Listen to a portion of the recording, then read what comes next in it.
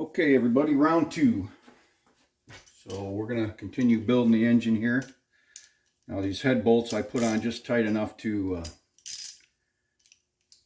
smash the gasket a little bit, but I didn't torque them. Of course, we need to take them back out and put it, so there's really no sense. So we're going to get all this taken back apart, get our gas tank bracket on and everything, and then get the head torqued.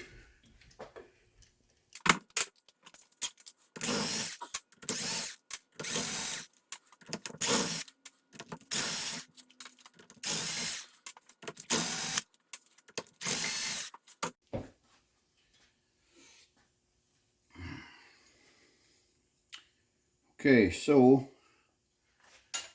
you've got 8 bolts, 3 of them are longer, and you've only got 5 washers. And you're not sure if you lost a few, or maybe you don't know where they go, didn't keep track, not a big deal. Here's what you do. Just lay your shroud on there.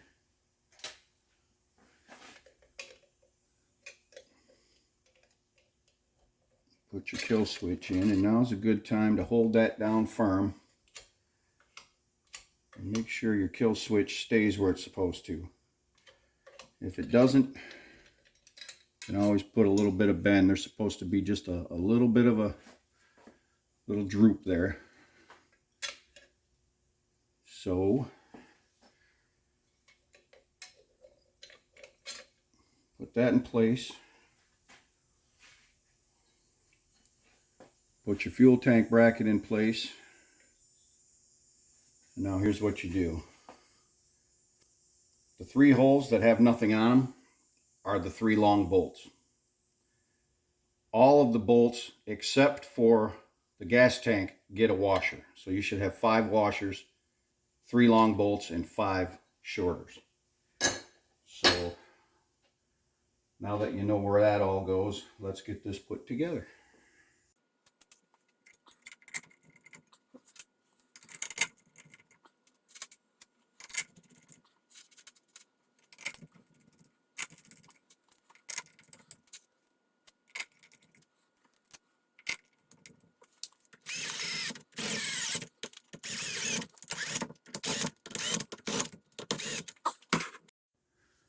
Okay, so we've got to get this torqued.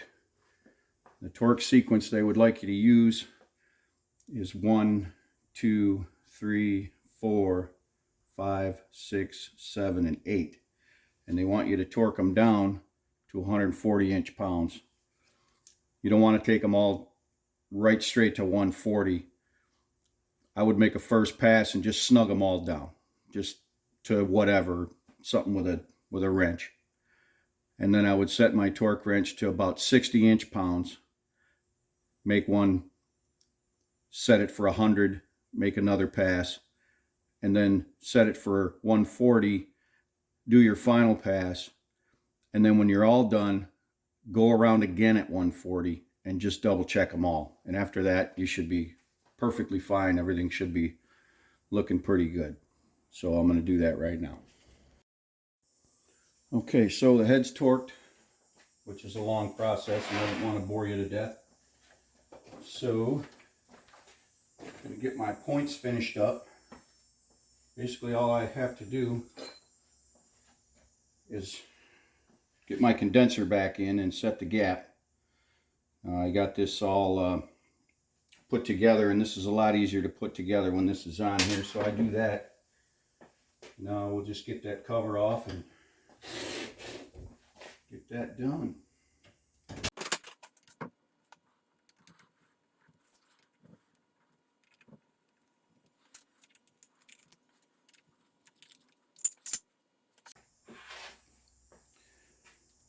Okay, you can see that these holes are slotted. And I'm going to want to put it on and up as far as it'll go, so it's up out of the way when we go to put our flywheel on.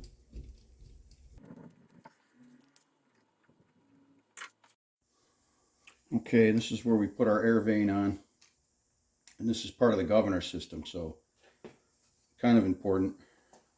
We We want to make sure that, well, we'll get it cleaned up for one, but we want to make sure that it's just moving freely. It doesn't have to be pretty. It'll never be seen other than the very tip.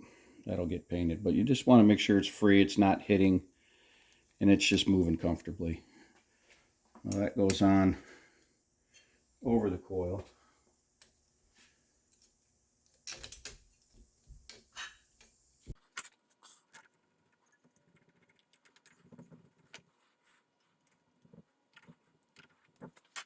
Okay, so we'll get our clip off.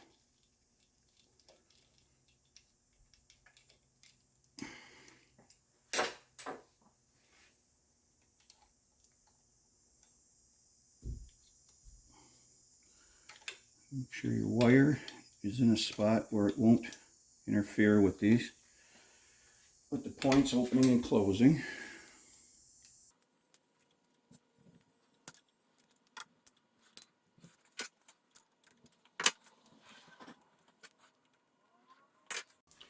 Okay, we'll roll the engine over until we see the points close and open back up.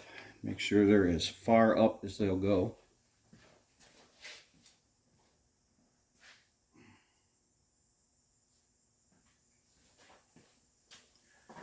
You want to set that gap at 20 thousandths. And you want to make sure you don't push so hard that you move the points.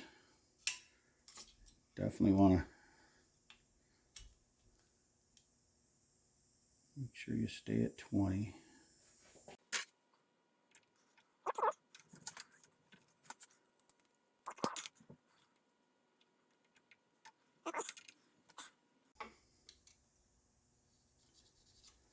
Perfect. Perfect.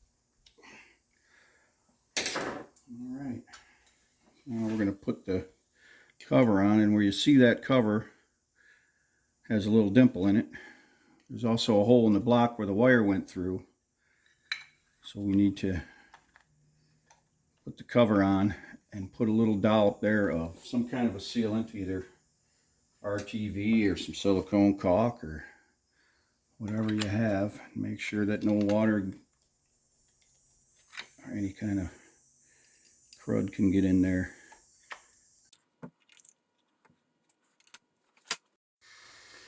Okay, let's get our fuel tank mounted. That bracket underneath. Now this one you want to just leave a little bit loose until you get the final bolt in there. Get the tank bolted up.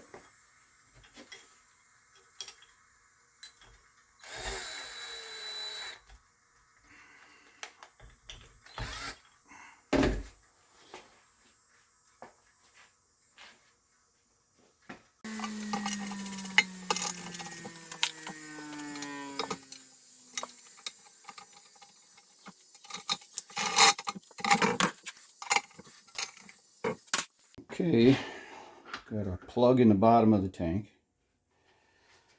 Put a little thread sealer on.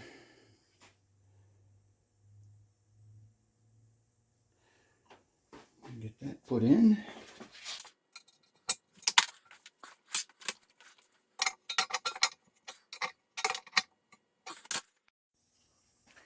Okay, and the fuel valve, I'll have to, I've got one on order and it's not here yet, so that'll be for another day. But I always seem to put a new fuel cap on.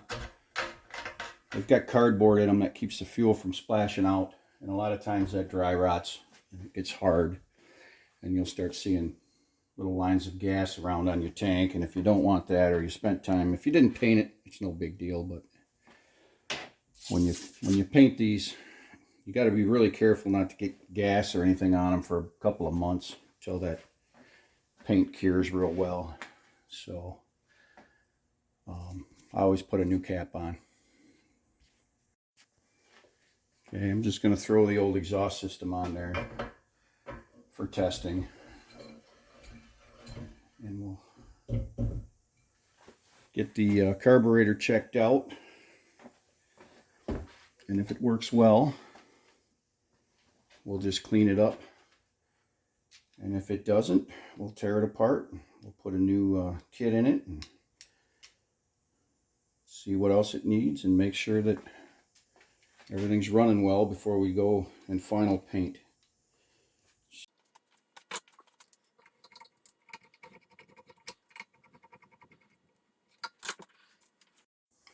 Okay, let's get that flywheel on there. This one's not really all that bad. We're going to get it on there. Line up the hole. Slip that key in there. Now that key is made out of aluminum for a reason. If something bad happens, if it hydraulics, if it backfires, that key is designed to shear.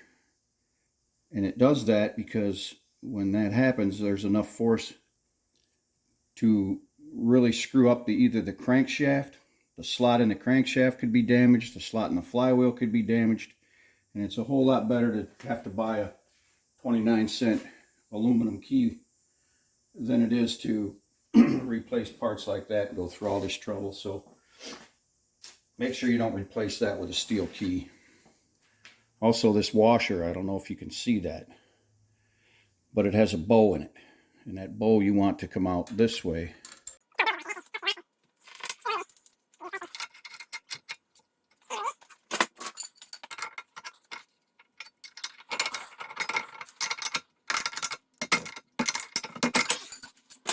Okay, flywheel's on.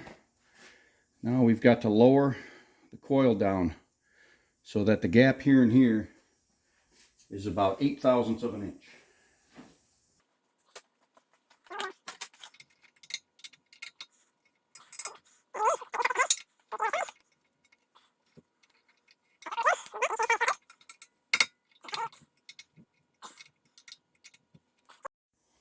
All right, screen goes back on.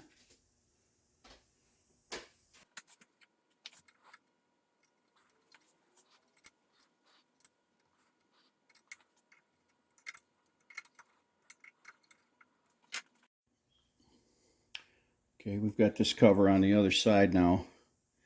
You can see this dimple on the top. That dimple goes up and into the engine.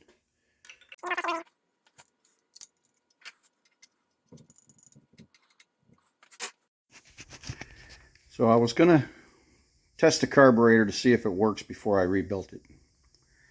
Well, the previous owner took this fitting out, screwed it in the wrong way, and scagged up the threads on both sides, and also screwed up the threads on the carburetor. So I'm going to have to run a tap in there and straighten them threads out, and then I can't blow the chips out. I'll have to take the carburetor apart anyway. So I think I'm going to do a separate video on rebuilding carburetors, and then we'll get this one back on and see what happens.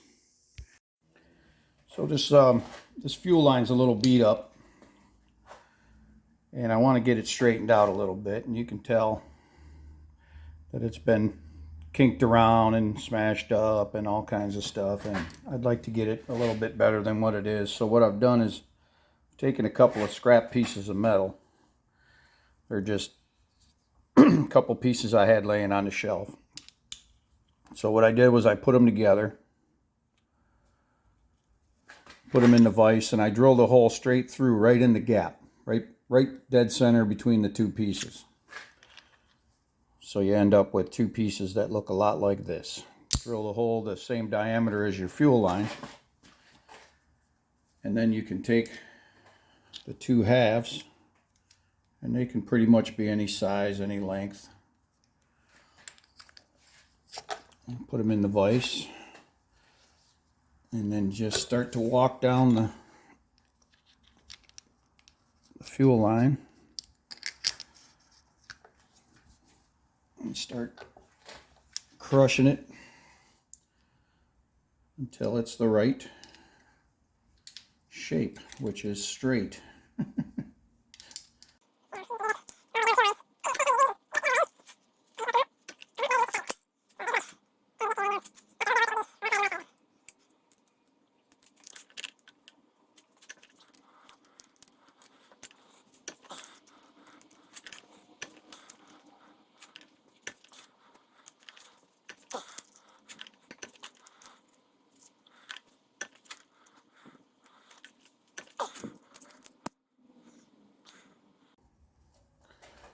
Okay, and you can see that now it's pretty darn nice. So we'll just give it a little tweaking and get the ends 90 degrees again, and we'll have a very nice fuel line from an old used one. All right, carburetor's installed, got our exhaust on. Carburetor was a lot to go through, so I did a separate video on that, but now I'm going to slide my vent tube in, get that in there, and I'm just going to push it in the rubber, and then I'll take a pair of pliers and squeeze that and shove that tube right on in there.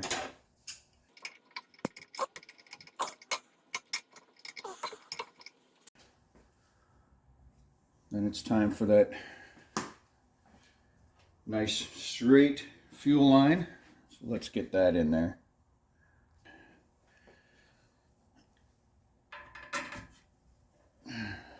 There we go.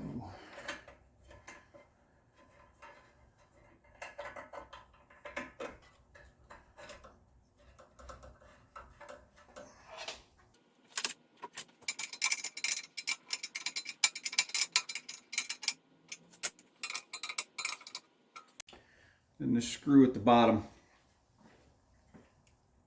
on the valve here. Make sure the rubber's still on there or it'll leak. Even with this tight, that rubber seals up the stem. And this is pretty important because every time you shut this off and you put the car in storage, if you're going to leave it sit for more than a couple of days, you're going to want to shut this off, or you'll probably get some dripping coming out of your carburetor. So I would make sure that's in good order. Okay, we got our clamp. This clamp goes right on here, and that's where you attach your cable. Extends up and connects to the carburetor. I want to make sure that this is on there.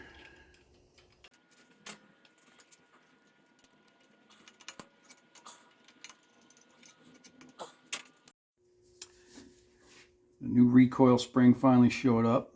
So what I'm going to do is get these 4 tabs unbent, get it out of this little shipping cradle they send it in. We'll take a look at it, but I think it needs to be cleaned up a little bit and oiled, so we're going to take care of that too.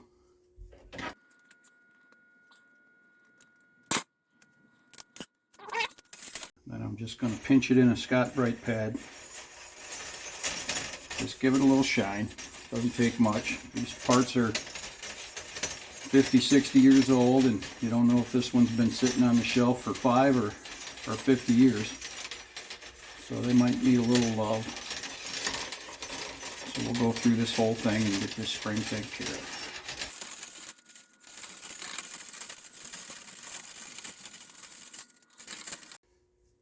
We'll get a little bit of oil. This is just motor oil that we use in the engines. Dump a little on the rag, oh, a little too much. Squeeze that in there. And I just want to put a thin coat of oil on this. Just pull it through the rag. I'll get a little. That'll keep it from rusting.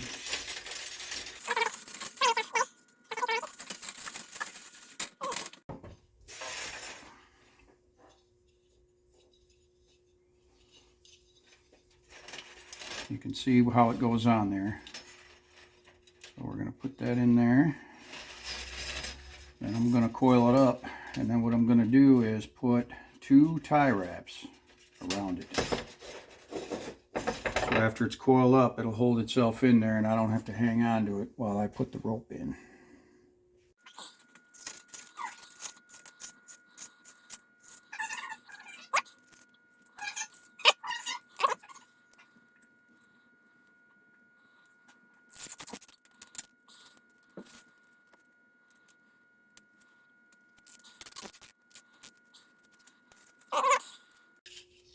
Alright, there we have it.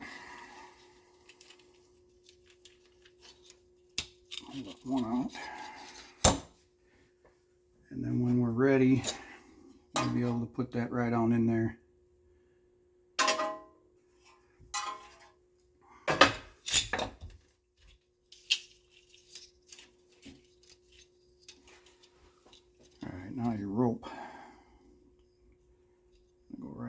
here inside. We'll tie a knot on the end of the rope. Oop, get in there. We'll put a knot on the end of the rope as close to the end as we can get.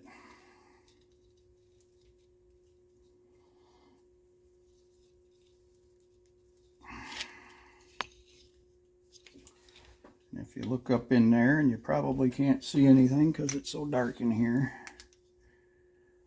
but you'll see a bridge in there. We're going to take that rope and feed it underneath that bridge.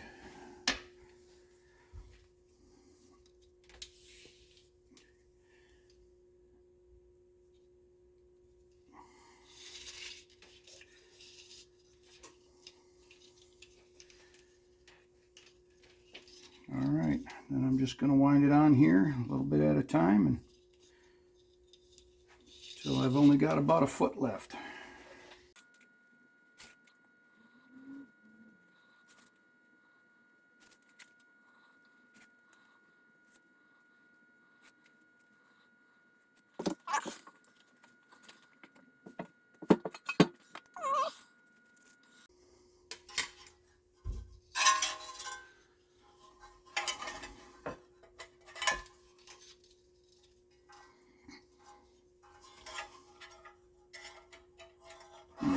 Give it a twist, get it locked in there. Rope's out.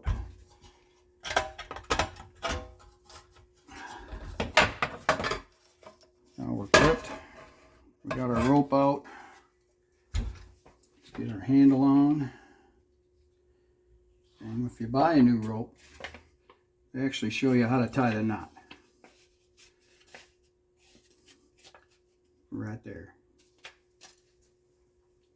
But that's not how I do it.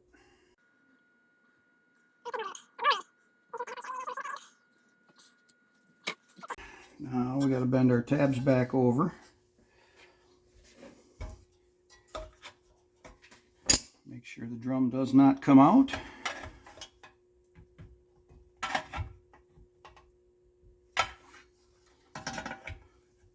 Not too tight. And then remove the tie wraps.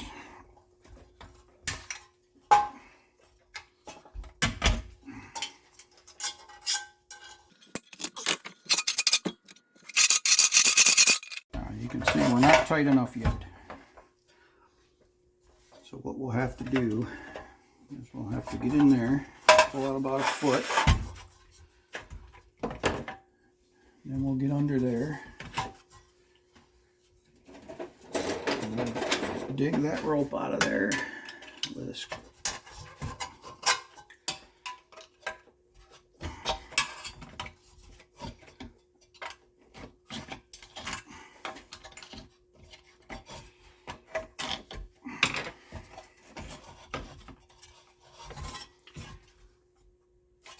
We'll bring it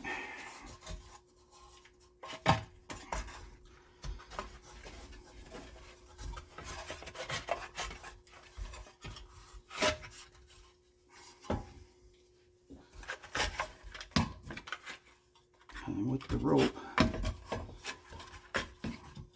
pull the drum around and tighten the spring up a little bit.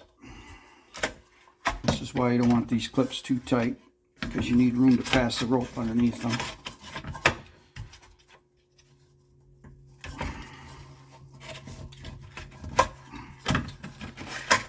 I think as loose as we are, I'm going to put about 3 turns on it.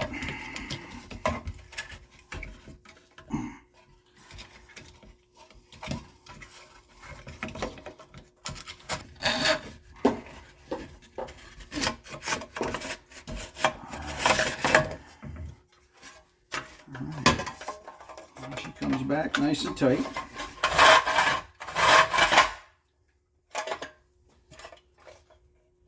And there you have it.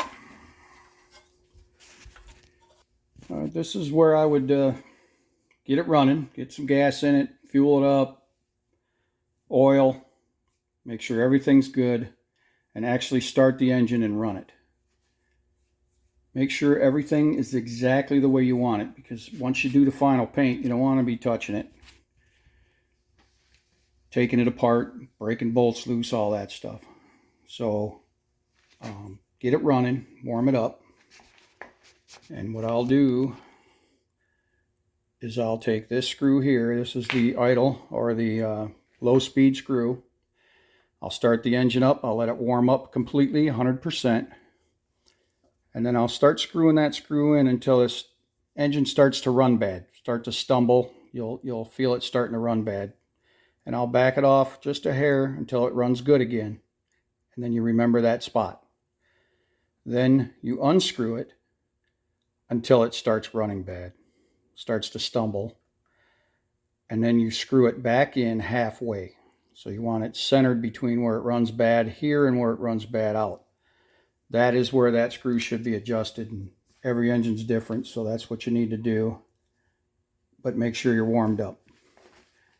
Then you got your high-speed needle here, and that's probably going to be real close, and you can take the car for a ride. And what I like to do is put the car in gear, engage the transmission, whatever your car requires, and then open the throttle as fast as you can and see what happens. And if it seems to just be kind of doggy and doesn't want to take off but eventually does, you'll probably want to unscrew that a little bit. If it will only run with the choke on, if you can only get it to run good with the choke on, then that screws in way too far. So you'll want to unscrew that until it'll at least run without the choke, and then do the throttle trick. Now, if you hit the throttle and it just wants to die immediately, you're probably out too far. So you'll have to try to play around with that, get it running so that when you hit that throttle, it doesn't hesitate and just wants to take off. That's when you know you're... But the best way to do that, and the only way I've found, is to just load test it, play with it. Probably take you about 15 minutes out in the front yard, get it done before the police show up, and you should be fine. Getting ready to put in my spark plug, and I just wanted to show you this real quick before I do that. This plug with the black base, black oxide base, was made by Champion from 55 to 1959. In 1960 they changed to the bright finish, nickel plated, whatever you want to call it. So if you have a 1959, this is the plug that would have actually been in it. And if you want to restore one back to 100% original, the way it came from the factory, this is probably the plug you need. Problem with that is I've been looking for 2 years and I've found maybe 3 of them. So they're not out there. They're very, very hard to find, but if you keep at it, you probably will. This plug was in at least my 1970. In 1976, I have a car with this plug in it, number 3. So the short plug is a CJ8, and you can see that it's at least a ½ inch shorter. All J8s, except for this one, is a CJ8. Now you can tell which plug you need by which kill switch you have. And if you look, the one with the flag here was in the cars. I've seen them in there up to probably 63. In 1970, the flag was gone. So if you look at this one, it does not have the steel flag on it. By 1976, it had the shorter kill switch in it. Now here's the problem. If your kill switch is gone and you want to get back to what you had originally, number 1 and number 3 here share a part number. They have the exact same Briggs part number. I've seen them in boxes, brand new, with that part number on there. Seller would open up the box, dump it out, and sure enough, they're different.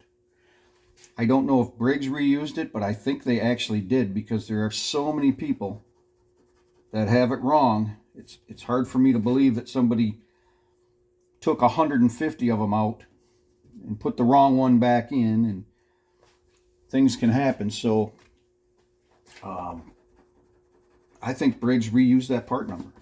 And so if you're going to buy one of these brand new, then make sure you see a photo of it.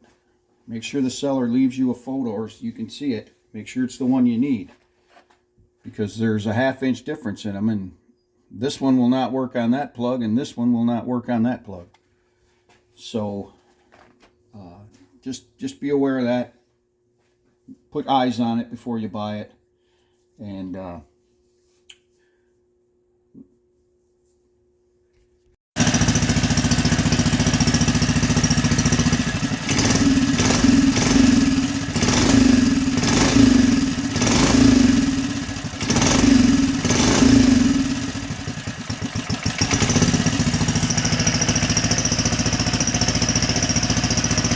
all right, everybody, we are almost done.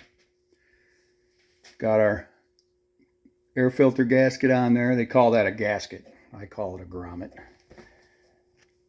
Got our vent tube plugged in, the clamps on. The clamp needs to be swung down, obviously. And then when you put that together, make sure you have this washer on there. If you have a foam filter, the foam filter will hit that screw. If you have the oil bath, then that stays off. Eventually, when they went full time and they didn't have the oil bath anymore, then this got changed to a one piece, and that's not necessary anymore. So where I'm at right now, I've got my decals on, all of them, run stop. Got my J8 spark plug in there. You can see that. That's what would have been in her brand new. Sticker on the choke. And I am missing, there's a sticker that goes here, and that'll be put on soon. But everything else on this engine is done. Got my foam all oiled up, ready to go on. We'll get that on there and we'll call this thing complete. Okay, and there it is. All done. Ready to go on the bucky. So if you want to take a stab at this, if you have any questions, of course, you can always contact me on the group site. There's the new home for it. Once that sticker comes in, I'll get that on there, and we'll get this thing ripping and running. So, alrighty, that's about it for here. Hope you get yours running well.